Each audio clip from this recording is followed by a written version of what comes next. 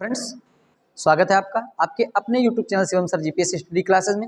आज की class DElEd second semester लघु उत्तरी प्रश्नों की सीरीज जो आप लोगों की चल रही है उसी श्रेणी में देखिए आज हम बात करेंगे आगे अपने प्रश्नों की। लिखा हुआ है प्रश्न, देखिए सबसे पहले प्रश्न पढ़ लेते हैं। लिखा है त्रिभुज PQR की रचना कीजिए। क्या लिखा हुआ है? त्रिभुज PQR की रचना कीजिए जिसमें QR बराबर 5.5 सेंटीमीटर। देखिए क्वेश्चन नंबर 1 लिख लेते हैं जो चीजें दी हुई हैं। सबसे पहले QR, देखिए QR बराबर कितना दिया हुआ है 5.5 सेंटीमीटर। ठीक है, फिर क्या है RP बराबर 4.5 सेंटीमीटर। RP बराबर 4.5 सेंटीमीटर और कोण QRP बराबर कितना है 60 अंश। देखिए एक त्रिभुज की रचना करनी है और त्रिभुज की रचना जो होती है वो कैसे करनी है, आप लोगों को पटरी प्रकार की सहायता से करनी है। ऐसा नहीं कि चांदा उठाया और बना दिया, पटरी प्रकार की सहायता से आप लोगों की रचना करनी है। और आपका ये क्वेश्चन जो होता है ये लघु उत्तरी प्रश्न मैंने बताया था कि 2 नंबर में आप लोगों से पूछा जाता है।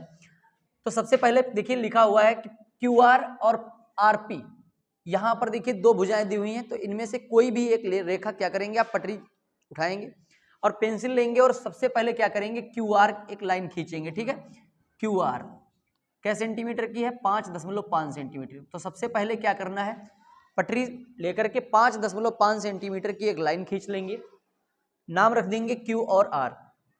यहां पर देखिए QRP लिखा हुआ है। सबसे पहले ज्यादा जरूरी बात ये होती है, ये ध्यान रखना होता है कि कोण भी देखिए 60 अंश का बनाना है। और 60 अंश का कोण किस नंबर पे बनाना है, देखिए 3 भुजाएं, जब भुजाएं हम खींचते हैं तो उसमें 3 भुजाओं पर 3 शीर्ष होते हैं और किस शीर्ष पे खींचना होता है। तो सबसे पहले ये ध्यान दीजिए कि जो 3 नंबर लिखे हुए हैं तो उसमें जो बीच का नंबर होता है कोण हमको उसी बिंदु पर बनाना होते हैं। ठीक है, तो यहां पर देखिए R पे बनाना है तो R 60 अंश का कोण है, तो देखिए Q और R यहाँ पे लिखा हुआ है, तो R पर हम 60 अंश का कोण बनाएंगे। कैसे बनाते हैं ये आप समझिएगा। और पीछे देखिए आप लोगों को एक जो रेगुलर क्लासेस हुई थी उसमें एक क्लास आप लोगों की कोणों पर आधारित हुई थी जिसमें बताया गया था कि कौन सा कोण कितने अंश का बनता है और कैसे बनता है, ये बताया गया था कैसे कैसे हम कोण बनाते हैं। तो अगर आप लोगों ने अभी तक पढ़ाई नहीं की तो पहले वो क्लास एक बार जरूर पढ़ लीजिएगा, तब एग्जाम देने जाइएगा।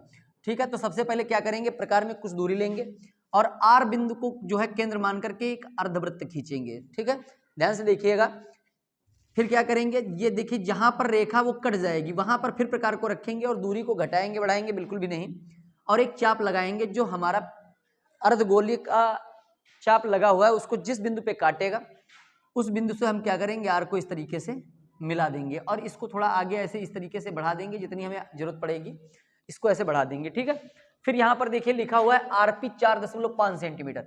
अब प्रकार में 4.5 सेंटीमीटर की दूरी लेंगे, R पे प्रकार को रखेंगे और सीधी लाइन पर एक चाप लगा देंगे। ठीक है, जहां पे चाप कटेगा वो क्या हो जाएगा, P बिंदु हो जाएगा और P को क्या करेंगे Q से मिला देंगे। ठीक है, ये हो जाएगी 4.5 सेंटीमीटर की और ये कोण जो हो जाएगा वो कितने अंश का हो जाएगा 60 अंश का हो जाएगा। सबसे ज्यादा जरूरी बात क्या है, देखिए ये चित्र आप लोगों ने बनाया, एग्जाम आप देने जा रहे हैं तो सबसे पहले ये काम आप जरूर करके आइएगा, नहीं तो फिर एक ही नंबर आप लोगों को मिलेगा और क्वेश्चन जो होगा वो 2 नंबर का होगा। ठीक है, तो सबसे पहले आप लोगों ने जो चित्र बनाया उसमें क्या क्या काम आप लोगों ने किया है, कैसे कैसे आप लोगों ने ये चित्र बनाया है, क्योंकि जब आप टीचर बनने जा रहे हैं, आप टीचर को क्वालिफाई करने के लिए जा रहे हैं तो आपको चाहिए कि आप बच्चे को कैसे पढ़ाएंगे। ठीक है, यहाँ पर मुद्दा ये नहीं है कि आप एक स्टूडेंट है आप पेपर को हल कर रहे हैं, बात यह है कि आप एक टीचर हैं, आप बच्चे को कैसे पढ़ा रहे हैं, कैसे आपको पढ़ाना है, वो चीज यहाँ पे शो करनी है।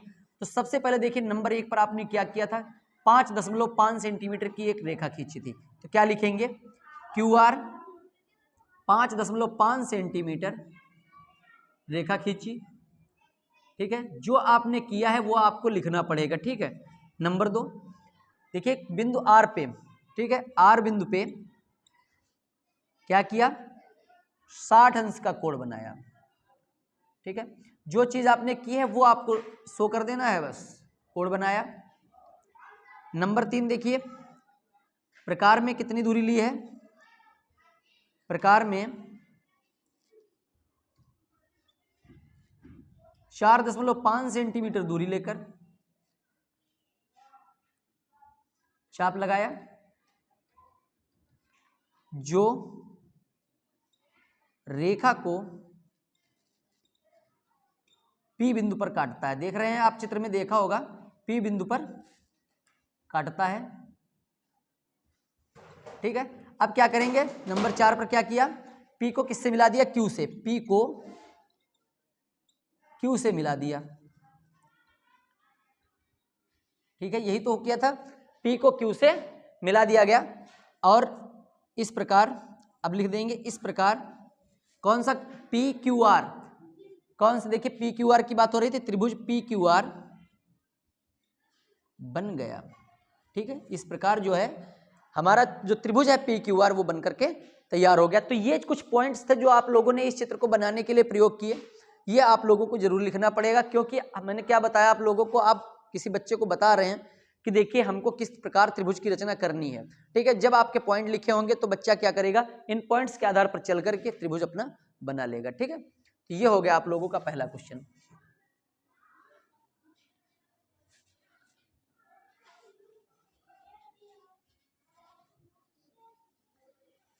आगे देखिए क्वेश्चन नंबर 2 क्या लिखा है, एक आयत की लंबाई 18 सेंटीमीटर। एक आयत है तो चलिए एक आयत बना लेते हैं, ठीक है।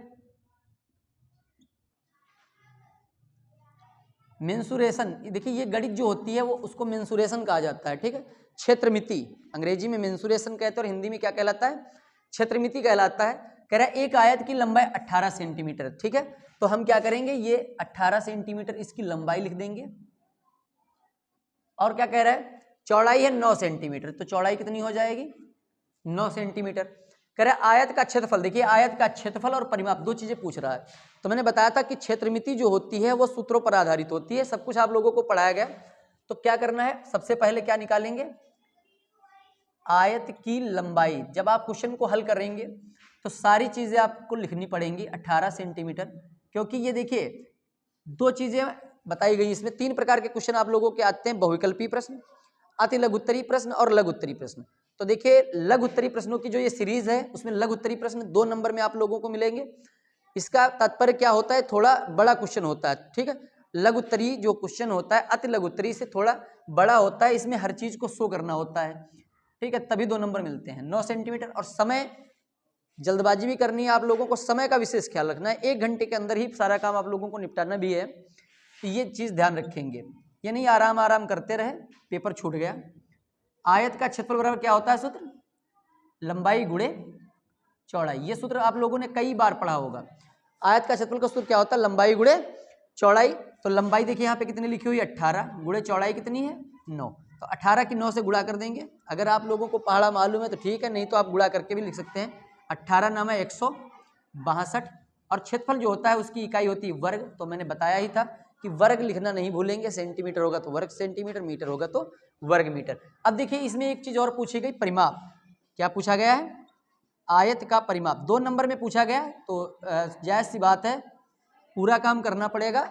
आयत का परिमाप सूत्र क्या होता है, 2 ब्रैकेट लंबाई धन चौड़ाई, ठीक है। अब देखिए 2 तो 2 ही रहेगा, लंबाई आप लोगों की है 18 प्लस चौड़ाई कितनी है 9।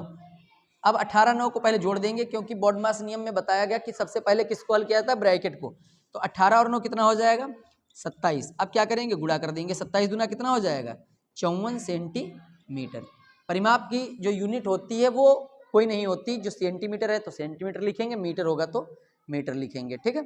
आ गया समझ में सभी के, नोट कर लीजिए। अगर आपने अभी तक नोट नहीं किया है तो मैंने तो कहा था कि आप क्वेश्चन को पहले लगाइएगा, बाद में मैच करिएगा कि सही आया गलत आया, ताकि आप लोगों को पता चल जाए, ठीक है। चलिए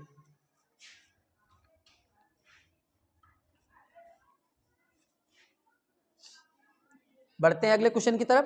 पहले क्वेश्चन पढ़ लीजिए। लिखा है एक समचतुर्भुज के विकर्ण, समचतुर्भुज, समचतुर्भुज देखिए समचतुर्भुज के बारे में पहले समझते हैं। सारी चीजें आप लोगों को वैसे भी पढ़ाई गई हैं, लेकिन साथ ही साथ आप जब फिर पढ़ रहे हैं तो एक बार फिर सब समझते जाइएगा, कंफर्म करते जाइएगा। समचतुर्भुज, सम माने होता है बराबर, सम माने क्या होता है बराबर, चतुर माने 4 और भुज माने भुजाएं। ऐसी आकृति जिसकी चारों भुजाएं बराबर होती हैं वो क्या कहलाता है, समचतुर्भुज कहलाता है। अब आप लोगों के बात में मन में आएगी कि 4 भुजाएं तो वर्ग में भी बराबर होती हैं, तो फिर वर्ग और समचतुर्भुज में क्या अंतर है। ये क्वेश्चन भी देखिए पहले बढ़ाया गया था, वर्ग और समचतुर्भुज में क्या अंतर है। वर्ग में भी चारों भुजाएं बराबर हैं, समचतुर्भुज में भी बराबर होती हैं, दोनों में डिफरेंस क्या है। देखिए वर्ग, दोनों को चित्र के माध्यम से आप लोगों को बताएंगे, ठीक है। देखिए वर्ग और आयत में क्या अंतर होता है, वर्ग जो होता है इसमें चारों भुजाएं बराबर होती हैं और इसके जो विकर्ण होते हैं, डायगनल्स अंग्रेजी में बोलते हैं उनको, डायगनल्स जो विकर्ण होते हैं वो आपस में बराबर होते हैं, ठीक है। वर्ग की चारों भुजाएं बराबर होती हैं, समचतुर्भुज की भी चारों भुजाएं बराबर होती हैं। वर्ग के विकर्ण बराबर होते हैं, समचतुर्भुज के विकर्ण बराबर नहीं होते हैं। बस यही दोनों में डिफरेंस होता है, ये जो विकर्ण होते हैं ये आपस में बराबर नहीं होते हैं, ठीक है। तो समचतुर्भुज के विकर्ण दिए हुए हैं, तो विकर्ण देखिए, विकर्ण की लंबाइयां दी हुई हैं, विकर्ण बराबर कितने हैं, 18 सेंटीमीटर का 9 सेंटीमीटर, ठीक है। अगर यहाँ पर वर्ग की बात होती, वर्ग की, तो ये विकर्ण में ये देखिए जो डिफरेंस आप लोगों को देखने को मिल रहा है वो बिल्कुल नहीं मिलता, ठीक है, क्योंकि वर्ग के विकर्ण तो समान होते हैं, फिर अलग अलग उनकी माप नहीं दी होती है। तो देखिए अब क्षेत्रफल का सूत्र देखिए, समचतुर्भुज का क्षेत्रफल, ये सूत्र आप लोगों को पढ़ाए गए थे और भी आप लोगों को बता दें, जैसे ये सीरीज आप लोगों की खत्म हो जाएगी डीएलएड सेकंड सेमेस्टर की, मैं एक बार फिर से सभी सूत्र जो आप लोगों के डीएलएड सेकंड सेमेस्टर में यूज होने वाले हैं वो मैं आप लोगों को बता दूंगा, लिखवा दूंगा, आप लोग उनको पढ़ लीजिएगा और पढ़ के ही जाइएगा। लगभग 10 प्रश्न ऐसे आते हैं जिनमें सूत्र ही यूज किया जाता है, ठीक है। तो क्षेत्रफल का सूत्र क्या हो जाएगा, 1/2 गुणे विकर्णों का गुणनफल। समचतुर्भुज के क्षेत्रफल का सूत्र क्या हो जाता है, 1/2 गुणे विकर्णों का गुणनफल। तो सूत्र याद रहेगा। देखिए अब अगर आप लोगों को सूत्र याद नहीं है, सूत्र याद नहीं है तो हो सकता है आप इन्हीं की गुणा करा दें, सोचेंगे इन दोनों की गुणा करा देंगे तो हमारा क्षेत्रफल निकल आएगा, तो ये गलत हो जाएगा, क्योंकि विकर्णों की गुणा कराना ऐसा कोई सूत्र नहीं है। ऐसा किसी भी आकृति में ऐसा सूत्र नहीं लगता जिसमें विकर्णों की गुणा करा दें और उस आकृति का क्षेत्रफल निकल आए, किसी में भी ऐसा नहीं होता है। एक चतुर्भुज होता है समांतर चतुर्भुज, ठीक है, इस तरीके से बना होता है, आप लोगों ने देखा होगा समांतर चतुर्भुज। तो समांतर चतुर्भुज में तो इस तरीके से एक सूत्र लग जाता है, लेकिन उसमें क्या हो जाता है, उसमें भी इस तरीके से सूत्र नहीं लगता, उसमें भी देखिए आधार गुणे ऊंचाई लगता है, ठीक है, आधार गुणे ऊंचाई। तो इसमें आधार गुणे ऊंचाई लग जाता है, लेकिन विकर्णों का यूज उसमें भी नहीं होता। तो ये चीज आप याद रखेंगे, 1/2 गुणे विकर्ण हमारे पास देखिए 18 और 9 दिए हुए हैं। यहाँ पर क्या करेंगे, 2 1 कम 2, 2 9 में 18। अब यहाँ पर बच गया 9 गुणे 9, तो 9 9 81 वर्ग सेंटीमीटर। मैंने अभी बताया था कि क्षेत्रफल वो किसी भी आकृति का होगा तो उसकी यूनिट जो होगी वर्ग। ये देखिए बहुत सारे नंबर आप लोगों के यूनिट पे कट जाते हैं, अगर एक नंबर में सवाल पूछा गया आपने यूनिट नहीं लिखी तो नंबर फिर आधा ही मिलेगा आप लोगों का, आधा नंबर आप लोगों का ऐसे ही कट जाएगा। और मान लीजिए 10 प्रश्न ऐसे आए जिन पर जो क्वेश्चन सूत्रों पर आधारित हैं और आपने उनको मेंशन नहीं किया तो 10 में फिर आप लोगों को 5 नंबर ही मिलेंगे और 5 नंबर आप लोगों के जो है कैंसिल हो जाएंगे और यही आप लोगों के रिजल्ट पर इसका प्रभाव देखने को मिलेगा, ठीक है। समझ में आ गया सभी के? चलिए आगे देखिए,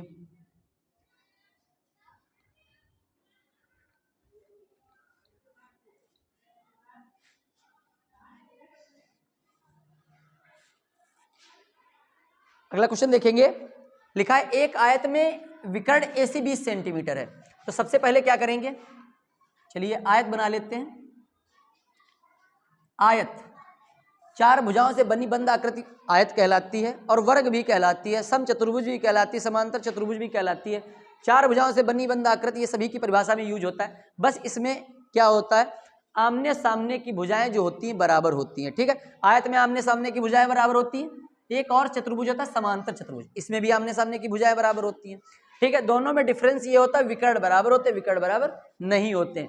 कह रहे एक आयत के विकर्ण AC बराबर 20 सेंटीमीटर है। AC देखिए सबसे पहले क्या करेंगे, चतुर्भुज ABCD में नाम डाल लेंगे और यहाँ पर देखिए AC के बारे में बात हुई है तो AC को यहाँ से मिला देंगे और AC कितना हो जाएगा, 20 सेंटीमीटर हो जाएगा। तो एक आयत में विकर्ण AC बराबर 20 सेंटीमीटर, AB 16 है, AB देखिए 16 सेंटीमीटर लिखी हुई है, ठीक है। तो कह रहा है एक विकर्ण AC 20 सेंटीमीटर और AB 16 सेंटीमीटर है, तो BC की लंबाई ज्ञात करनी है। देखिए BC लंबाई आप लोगों को ज्ञात करनी और साथ ही साथ उस आयत का परिमाप भी निकालना है। तो सबसे पहले हम क्या करेंगे, BC की भुजा निकालेंगे। बताइए निकाल लोगे कि नहीं, BC भुजा कैसे निकालेंगे, BC भुजा तो चलिए मैं बताता हूं। सबसे पहले देखिए त्रिभुज ABC की बात करेंगे। त्रिभुज ABC में कोण B जो होगा वो 90 अंश हो जाएगा, ठीक है। आयत के जो विकर्ण आयत में जो कोण होते हैं वो सभी कितने अंश के होते हैं, 90 अंश के होते हैं। तो ये 90 अंश का कोण हो जाएगा। इस तरीके से ये एक समकोण त्रिभुज बनाएगा और समकोण त्रिभुज में किसी भी भुजा को निकालने के लिए हम यूज करते हैं क्या, किसी को याद है क्या याद करते हैं, पाइथागोरस एक वैज्ञानिक थे, गणितज्ञ थे, उनको हम याद करते हैं और उनकी ही प्रमेय का यूज करते हैं। तो BC बराबर क्या हो जाएगा, under root AC square minus AB square. ठीक है, तो AC का मतलब हमारे पास 20 है और AB का मतलब 16 है। यहाँ पर देखिए 20 का स्क्वायर हो जाएगा 400 और 16 का करके बताइए कितना होगा, 256 हो जाएगा। ठीक है, अब घटा देंगे, यहाँ 10 में से 6 गए 4 और यहाँ 9 बचेंगे, 9 में से 5 गया 16।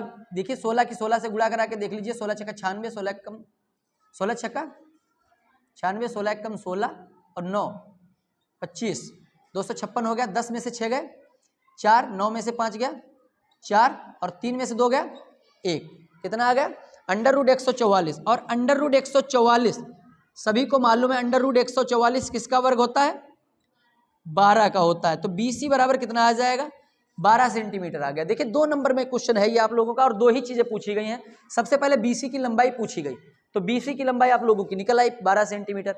अब देखिए परिमाप भी पूछ रहा है, क्या पूछा जा रहा है, परिमाप पूछ रहा है।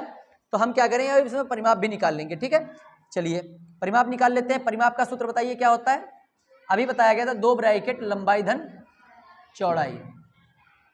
यहाँ पर देखिए 2 लंबाई है हमारी 16 और चौड़ाई हमने निकाल ली है कितनी, 12। 2 गुणे 16 और 12 जोड़ देंगे कितना हो जाएगा, 28।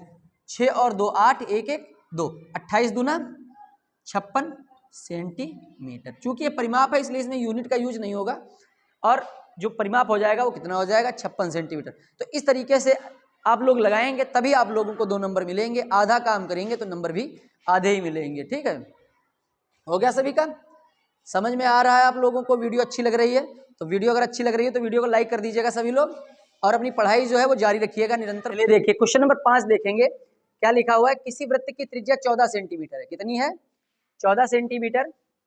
वृत्त की परिधि तथा क्षेत्रफल ज्ञात करना है, वृत्त की परिधि ज्ञात करनी है और क्षेत्रफल ज्ञात करना है। तो देखिए वृत्त क्या होता है, सबसे पहले वृत्त के बारे में जानेंगे। वृत्त एक प्रकार का क्या होता है, गोला होता है। क्या होता है, गोला। तो देखिए अब यहाँ पर 2 बातें आ गई, एक वृत्त भी आ गया और एक गोला भी आ गई, 2 बातें हो गई, वृत्त और गोला। तो देखिए दोनों में अंतर क्या होता है, वृत्त और गोले में क्या अंतर होता है ये आप समझिएगा। वृत्त क्या है, वृत्त किसी समतल जगह पे बराबर जगह में बनी हुई एक आकृति होती है जिसकी कोई मोटाई गोलाई चौड़ाई इस तरीके से नहीं होती। ठीक है, और गोला जो होता है वो एक ठोस आकृति का बना हुआ, जैसे कि एक फुटबॉल। ठीक है, फुटबॉल या बॉल जो छोटी होती है, ये जो होते हैं, या बैलून जो होता है, ये क्या होता है, एक गोला होता है, एक गोले के आकार का जो आयतन घेरता है। ठीक है, जो आयतन घेरता है, अभी जैसे तुम्हारे हाथ में फुटबॉल आ जाए तो वो क्या है, वो एक स्थान घेरता है। लेकिन गोला एक समतल जगह पे बराबर जगह पर खींची गई एक आकृति होती है जो आयतन नहीं घेरता है, जो आयतन नहीं घेरता है, वो सिर्फ जो आप लोगों के सामने बना दिखाई दे रहा है वैसा ही होता है। ठीक है, समतल पर बनी हुई एक आकृति। अब देखिए इसमें क्या होता है, एक सेंटर होता है। ठीक है, सेंटर से लेकर के परिधि तक की दूरी, जो गोलाई होती है वो क्या कहलाती है, इसके बारे में देखिए जो क्लास चली थी उसमें बताया गया था आप लोगों को। इसको क्या कहते हैं, गोलाई जो होती है उसको परिधि कहते हैं। क्या कहते हैं, परिधि। बोलिए यहाँ पर बैठे लोग, सभी लोग बताएं क्या कहते हैं उसको, परिधि कहते हैं। और ये जो दूरी होती है सेंटर से लेकर के उस परिधि तक की, वो क्या कहलाती है, त्रिज्या कहलाती है। क्या कहलाती है, त्रिज्या। और त्रिज्या की दूरी कितनी दी हुई है, यहाँ पर कितनी दी हुई है बताइए, 14 सेंटीमीटर। कितनी दी है, 14 सेंटीमीटर दी हुई है। अब वृत्त की परिधि, परिधि बताइए, कह रहा है, क्या कह रहा है, परिधि। तो परिधि का सूत्र क्या होता है पता है किसी को, 2 पाई r। क्या होता है, 2 पाई r होता है। अब यहां पर क्या करेंगे, मान रख देंगे 2 और देखिए पाई ये यूनिवर्सल है, 2 पाई का मान कितना होता है, 22/7 होता है। 22/7 जब भी हम गणित लगाते हैं और वृत्त पर हम पहुंचते हैं तो जहां पर भी पाई का यूज करना होता है वहां पर हम 22/7 लगाते हैं। अदरवाइज अगर नहीं लगाते हैं तो 3.14 ये मान दिया होता है, ये लगाना होता है। ठीक है, तो देखिए पाई का मान कितना हो जाएगा, 22/7 और त्रिज्या कितनी हो जाएगी, 14 सेंटीमीटर। अब देखिए यहां से काट देंगे, 7 एक कम 7, 7 दूनी 14 कट गया। अब जो बचा उसको लिख लेंगे, 2 × 22 × 2 गुणा कर दीजिए, 2 दूनी 4 और 4 दूनी 8, 4 दूनी 8। तो परिधि कितनी हो गई, 88 सेंटीमीटर। अब देखिए ये तो परिधि की बात हो गई। एक चीज और पूछी गई, क्या पूछा गया है, क्षेत्रफल भी पूछा गया है। तो यहां पर क्या करेंगे, क्षेत्रफल का भी सूत्र लगा लेंगे। क्षेत्रफल बराबर क्या होता है, पाई आर स्क्वायर। यहां पर सूत्र क्या लगता है, पाई आर स्क्वायर। अब पाई का मान देखिए क्या हो गया, 22/7 गुणे आर है हमारी 14 गुणे 14। यहां से काट देंगे 7 एकम 7, 7 दूनी 14। हमने बताया था कि जब भी हम हर से काटते हैं किसी अंश को तो एक बार में सिर्फ एक ही गिनती को काटते हैं, ऐसा नहीं कि 7 एकम 7, 7 दूनी 14, इसको भी काट दिया और इसको भी काट दिया, ये नहीं करना है, सिर्फ एक बार ही काटना है। अब जो बच गया उसको लिख लेंगे 22 गुणे 2 गुणे 14, ये हो जाएगा 22 की 2 से गुणा कराएंगे 44 गुणे 14, गुणा कर दीजिए। 14 चक्कू कितने होते हैं, 56 के 6, हासिल कितने बच गए 5, और 14 चक्कू 56 और 5 61, 616 वर्ग सेंटीमीटर। ये आप लोगों का क्या हो गया, क्षेत्रफल हो गया। ठीक है, समझ में आ गया सभी के, आ गया ना। तो इस तरीके से वृत्त की परिधि और क्षेत्रफल अगर आप लोगों को निकालना है तो सीधी सी बात है कि आप लोग सूत्र याद रखेंगे तभी आप निकाल पाएंगे। ठीक है,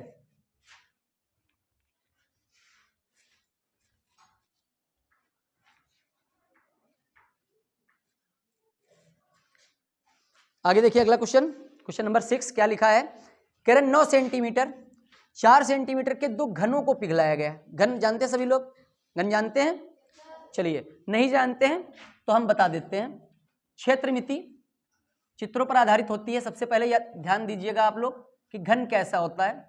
घन एक प्रकार का डिब्बा जैसा होता है। कैसा होता है, डिब्बा जैसा। ठीक है, चाक के डिब्बे वगैरह होते हैं ना, तो डिब्बा जैसा होता है एक घन, जिसकी सभी भुजाएं आपस में क्या होती हैं, बराबर होती हैं। ठीक है, ये जब आप लोगों को क्लास में पढ़ाया गया तब बताया गया था कि इसमें 3 चीजें होती हैं, एक तल होता है, एक किनारा होता है और एक शीर्ष होता है। क्या होता है, शीर्ष होता है। ठीक है, सवाल तो हम लगा ही देंगे और आप लोग भी लगा लेंगे, समझ ही गए होंगे, लेकिन कभी कभी ये क्वेश्चन भी पूछा जाता है आप लोगों से कि बताइए एक घन में कितने तल, कितने किनारे और कितने शीर्ष होते हैं।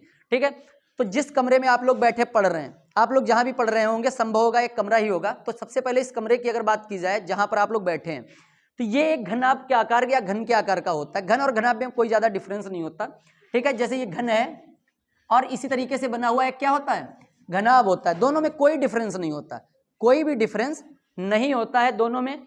अब देखिए, अब इस कमरे में, जिस कमरे में आप लोग बैठे हैं उस कमरे पर थोड़ी सी नजर डालते हैं तो देखिए ऊपर छत है और नीचे फर्श है, 4 दीवारें हैं, तो कुल मिलाकर के 4 दीवारें और छत और फर्श मिलाकर के तल कितने हो गए, कितने हो गए 6। तो ये तल कहलाते हैं। क्या कहलाता है, तल। जो ये दिखाई दे रहा है आप लोगों को, ये क्या दिखाई दे रहा है, तल है 6। अब देखिए, अब बात आती है उसके बाद किनारों की। किसकी बात आती है, किनारों की बात आती है। तो किनारे देखिए, हर तल में किनारे होते हैं, कोई भी चीज होती है उसमें किनारे होते हैं। तो सबसे पहले छत पर नजर डालेंगे तो छत में देखिए ये एक सामने लाइन आप लोगों को दिख रही होगी और एक ठीक पीछे भी उसी के समांतर में लाइन खींची दिख रही होगी, दिख रही है। तो 2 हो गई, एक इस साइड में देखिए 3 और एक इस साइड में कितनी हो गई, 4 हो गई। तो 4 जब छत में है तो फर्श में भी कितनी हो जाएंगी, 4 हो जाएंगी। संभव है ना, जब 4 छत में है तो फर्श में कितनी होंगी, 4 होंगी। तो 4 और 4 मिला देंगे कितनी हो जाएंगी, 8, 8 हो गई। अब देखिए खड़ी वाली लाइनें देखते हैं, ऊपर से नीचे तक एक लाइन उधर आई हुई है, एक इधर भी, तो 10 हो गई, और एक इधर भी और एक इधर भी। तो कुल मिलाकर के कितनी लाइनें हो गई, 12। तो एक घन में कितनी किनारे हो गए, 12 किनारे हो गए। तल कितने हो गए, 6 हो गए। किनारे कितने हो गए, 12 हो गए। अब बात आती है शीर्षों की। किसकी बात आएगी, शीर्ष। शीर्ष का मतलब कोने होता है। देहाती भाषा में, मतलब एक नॉर्मल सी भाषा में बोला जाता है कोने को क्या बोलते हैं, शीर्ष बोलते हैं। मतलब गणित की भाषा में शीर्ष बोलते हैं और वैसे तो हम क्या बोलते हैं उसको, कोने। कहीं वो कोई चीज पूछ जाती कहाँ रखी, कहते वो देखो कोने में पड़ी है, कोने में पड़ी है। मतलब गांव में लोग कैसे बोलते हैं, घरों में कोने में पड़ी है। तो कोने जो होते हैं वो क्या कहलाते हैं गणित में, शीर्ष कहलाते हैं। तो देखिए 1 2 3 4। अब आप लोग ध्यान से देखिए, ऊपर बोर्ड में दिखाई दे रहा होगा कितने बने हुए हैं। छत में देखिए, छत में 4 कोने हैं और जब छत में 4 हैं तो फर्श में भी 4 होंगे, तो कितने हो जाएंगे, 8 हो जाएंगे। और कहीं पर तुम्हें शीर्ष नहीं मिलेंगे तो शीर्ष कितने हो जाएंगे, 8। और घनाभ के बारे में भी पूछा जाए अगर कभी भी तो यही से बताएंगे। घनाभ में भी 6 तल, 12 किनारे और 8 शीर्ष होते हैं। तो घन और घनाभ में कोई भी डिफरेंस नहीं होता, सिर्फ साइडों का डिफरेंस होता है। उसकी जरूरत पड़ेगी तो वो बताया जाएगा। ठीक है, समझ गए सभी लोग। अब देखिए इस घन के बारे में, इस घन के बारे में कह रहा है एक घन है जिसकी पहली एक भुजा 9 सेंटीमीटर और उसे पिघलाया गया और घन बनाया गया। तो 9 सेंटीमीटर भुजा वाले, देखिए 9 सेंटीमीटर भुजा वाले जब इसको पिघलाएंगे तो बनेगा क्या, आयतन। क्या बनेगा, आयतन बनेगा। और आयतन का सूत्र होता है भुजा क्यूब। क्या होता है, भुजा क्यूब। भुजा की घात 3, यानी कि भुजा को 3 बार गुणा करते हैं तो ये हो जाएगा कितना, 9 गुणे 9 गुणे 9। तो 9 9 की गुणा बताइए, किसी को याद है कितना आएगा? 729 आएगा। कितना आएगा? 729 घन सेंटीमीटर। आयतन की जो इकाई होती है वो घन में लिखी जाती है, इसलिए घन सेंटीमीटर हो जाएगा 729। देखिए कैसे होती है। अब जिन लोगों को पता है तो ठीक है, नहीं पता तो मैं करके दिखाता हूँ। 9 9 की गुणा कितनी हो जाएगी? 9 9 81, फिर आएगा 9, तो 9 1 कम और 9 8 72। देखिए 729 आ गया। 9 का आयतन घन होता है 729। अब देखिए एक और भी घन है, कौन कितने सेंटीमीटर का है? तो यहां पर लिखेंगे 4 सेंटीमीटर भुजा वाले। देखिए 2 नंबर में सवाल है तो इतना आसान भी नहीं होगा। घन का आयतन, और ये पहले से डिसाइड रहता है कि कितने नंबर में कौन सा क्वेश्चन आता है। तो यहां पर हो जाएगा 4 की घात 3। कितना हो जाएगा? 4 की घात 3। अब देखिए बताइए 4 की घात 3 का मान कितना होगा? 4 चक्कू 16 और 16 चक्कू 64। तो कितना हो जाएगा यहाँ पे? 64 घन सेंटीमीटर। अब ये 64 घन सेंटीमीटर हो गया। अब देखिए कह रहा था बताइए दोनों को जब पिघलाया गया तो एक बड़ा सा घन बनाया गया, मतलब दो अलग अलग। अभी देखिए तुम्हारे पास ऐसे क्वेश्चन पूछे थे, 5 किलो कोई चीज ले आए, 5 किलो और चीज ले आए, तो दोनों को मिला करके एक बड़ी चीज बन गई। तो कितना हो गया वेट उसका? 10 किलोग्राम हो गया कि नहीं? दो छोटी छोटी चीजें मिला दी गई, बड़ी चीज बन गई। और ये बड़ी कब बनी? जब दोनों को मिलाया गया। तो इसी तरीके से कह रहा बताइए जब दोनों को मिलाएंगे तो एक बड़ा घन बन जाएगा। तो इस प्रकार जो बड़ा घन बनेगा तो घन का आयतन ज्ञात कीजिए। तीसरा जो घन बनेगा उसका आयतन तो क्या हो जाएगा? देखिए क्या लिखेंगे? बड़े घन का आयतन। क्या लिखा जाएगा? बड़े घन का आयतन। एक चीज और आप लोग ध्यान दीजिएगा, देखिए यहां पर नीचे जगह नहीं इसलिए हम ऊपर लिख रहे हैं, लेकिन आप लोगों को क्या करना है? नीचे ही लिखना है, ठीक है ना? तो आप साइड में लिखेंगे ना इधर साइड में लिखेंगे, सिर्फ और सिर्फ नीचे ही लिखेंगे। पेज भर जाएगा तो आप अगले पेज पर चले जाएंगे, ठीक है? तो घन का आयतन क्या हो जाएगा? तो पहले देखिए 729 आ गया, तो 729 लिख लिया। फिर कितना आ गया? 64 आ गया। दोनों को जोड़ देंगे तो 9 और 4 मिला देंगे, कितना हो जाएगा? 13 के 3 हासिल बच गया 1, 6 2 8 और 1 9 और 7 के 7, 793 घन सेंटीमीटर। इस प्रकार ये जो बड़ा घन आप लोग बनाएंगे उसका आयतन हो जाएगा, ठीक है? समझ में आ गया सभी के? नोट हो गया सभी का? चलिए नोट कर लीजिएगा। आगे देखिए,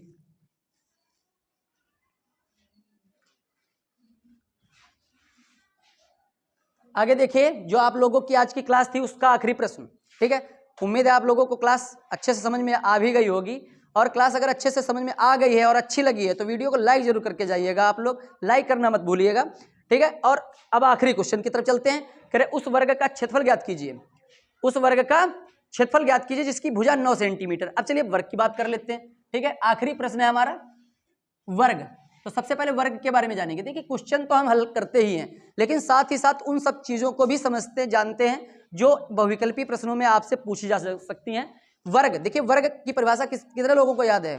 किसी को याद है? बताइए वर्ग किसको कहा जाता है? 4 भुजाओं से बनी आकृति। देखिए कितनी भुजाएं हैं इसमें? 4। 4 भुजाओं से बनी हुई बंद आकृति क्या कहलाती है? वर्ग कहलाती है। लेकिन 4 भुजाओं से तो आयत भी बंद होता है, तो क्या ये भी वर्ग कहलाएगा? नहीं कहलाएगा। 4 भुजाओं से बनी बंद आकृति वर्ग कहलाती है जिसकी आपस में सभी भुजाएं क्या होती हैं? बराबर होती हैं। इसमें नहीं बराबर होती। तो जिस एक ऐसी आकृति जिसकी चारों भुजाएं बराबर हों, ठीक है, तो क्या कहलाता है? वर्ग कहलाता है। और वो भी कितनी भुजाओं वाला? 4 भुजाओं वाला। और कह रहा है इसकी सभी भुजाओं की माप कितनी दी हुई है? 9 सेंटीमीटर। देखिए 9 ये भी, 9 ये भी, 9 ये भी और 9 ये भी, चारों 9 सेंटीमीटर की हो गई चारों। अब देखिए कह रहा है वर्ग का परिमाप, वर्ग कह रहा है उस वर्ग का क्षेत्रफल बताइए। क्या बताना है? वर्ग का क्षेत्रफल। तो वर्ग का क्षेत्रफल, देखिए आप लोग टीचर बनने जा रहे हैं, आपको टीचर बनना है तो आप लोगों को हर चीज मेंशन करनी पड़ेगी, हर चीज लिखना पड़ेगा अगर आप लोग चाहते हैं कि आप लोगों के डीएलएड सेकंड सेमेस्टर में ये एग्जाम आप लोगों को दोबारा ना देना पड़े। तो नहीं तो फिर क्या है, बैक लग जाएगी। आप लोग फिर इसी पेपर की तैयारी आप लोगों को फिर से करनी पड़ेगी। तो आपको कहीं ऐसा ना हो कि दोबारा तैयारी करनी पड़ेगी। हम तो कभी नहीं चाहेंगे कि आप लोग DElEd second semester Shivam sir GPS पे दोबारा पढ़ें।